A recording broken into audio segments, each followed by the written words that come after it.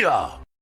What's going on, ladies and gentlemen? Welcome back to the Fringe. I hope you're enjoying your long weekend. I know I officially am, as I wasn't sure whether or not we should even put out a video this weekend because many people are enjoying the last summer-style long weekend of the season. They're trying to get their last bit of sunshine and nice weather before things turn into the leaves dropping and into colder weather and maybe an early winter this year. And we all know what winter means. Well, if we pay more carbon tax, we're going to get a white Christmas after all. But nonetheless, ladies and gentlemen, what puts absolute tingles in my tummy today was that a video dropped of Justin Trudeau. That I know you guys don't like listening to what Justin has to say and you guys don't like his voice, but I can assure you today all of that changes, ladies and gentlemen. Make sure to stick around because, boy, Justin getting completely trashed and owned in public at a press gal where he's trying to get his photo ops, where he's trying to make it look like he cares about the average person, everything getting thrown in his face. We're going to get to that in a minute. But first, I want to take a look over at Local 338. If you look at today's numbers, polling as of the 25th, I should say, of August, you can see here Conservative Party of Canada sitting at roughly 41% to win a projected majority government. However, when you look at the Liberal Party and the NDP, 25% going to the Liberals, NDP at 17%, that puts them at 42 in their coalition government, which means even if Pierre Poilievre were to get a majority government, they could still be shut down in conjunction on any decision that they're going to make with this Liberal coalition. And we've talked about the Liberals ganging up, making a new party, combining with the NDPs, running NDPs in ridings where Liberals aren't running as strong and vice versa, similar to what we saw in France with Macron. Now, what that spells out in the next election, I have no idea, especially when you put the other 8% going to the Bloc. We don't know which way the Bloc wants to go on those things, but usually they side with the Liberals. It's going to be interesting as we head into another election. Now, keep in mind, these are just polls. The actual voting is what's going to tell what happens to Canada. We know that Justin Trudeau has officially stacked the Senate. And again, I'll have another video coming up upon that. But let's get into the juicy parts of what took place this weekend as Justin Trudeau sat down in Ontario with Algoma Steel. And he sat down trying to talk about the money that he was going to be giving to these corporations, that he's doing to help with their jobs, to help these folks in their time of need. Let's take a look over at what happened to poor Skippy here as he's trying to make his case, and the steelworker comes over to pretty much tell him this isn't how it's going to be. He throws everything in his face. Clip's about a minute and a half long, but ladies and gentlemen, let's take a watch.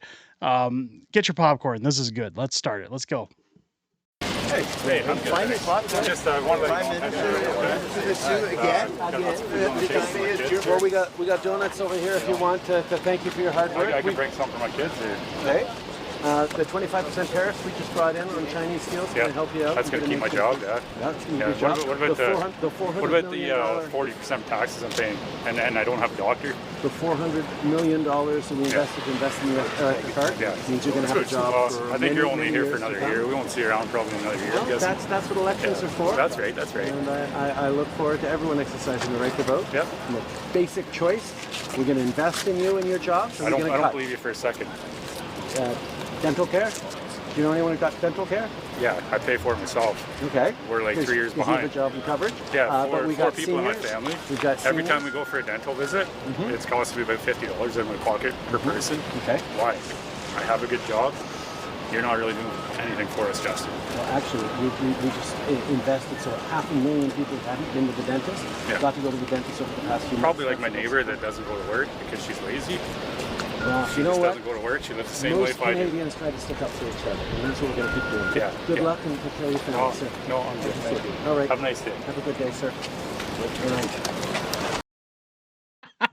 Look at his face. Look at his face. We paused at the right moment. Look at his face as he's turning around. He's furious. Absolutely furious. The guy won't even shake his hand. He says, no, I'm good. He's walking away. Now, he brought up a lot of good points. Of course, let's go back because you see Justin Trudeau talking about how there's donuts.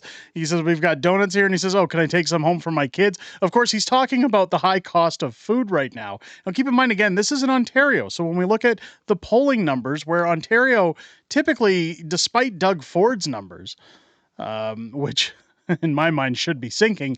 Again, I don't know anything about the provincial polls, but when we look at the federal,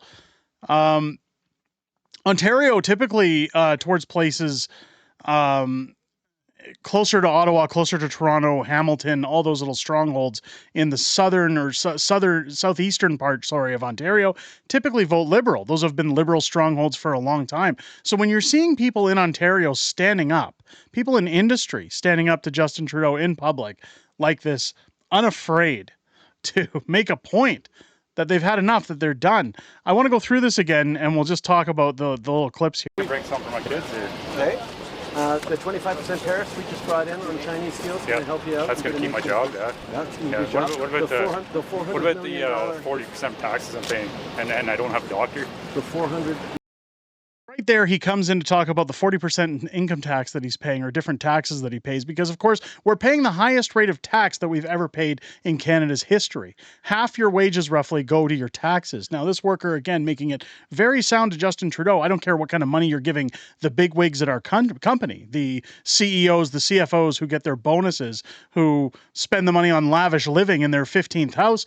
What about me? What about me paying my taxes? What about all the things I have to endure and the cost of living that I have? And he also mentions he doesn't have a doctor. Now, I know, again, even over here in Alberta, in the western part of Canada, it's almost impossible to find a doctor these days. In fact, our local family doctor is leaving his practice because under AHS, or Alberta Health Services, he's been basically told at his age he has to work the next 2 years for essentially free at 14-hour days just to make sure his practice could stay open in order to keep running things the way AHS wants it to run. This is a corporation. It's no longer healthcare. They don't care about the average Canadian citizen, which, again, this man explains as he goes to the dentist. Justin Trudeau and Jagmeet Singh are always talking about this senior dental plan that helps a bunch of seniors that can't afford dental care, while this guy, again, mentions not only is 40% of his check going to income tax and other taxes, but he's also paying money out of pocket every time he goes to the dentist. He can't find a doctor.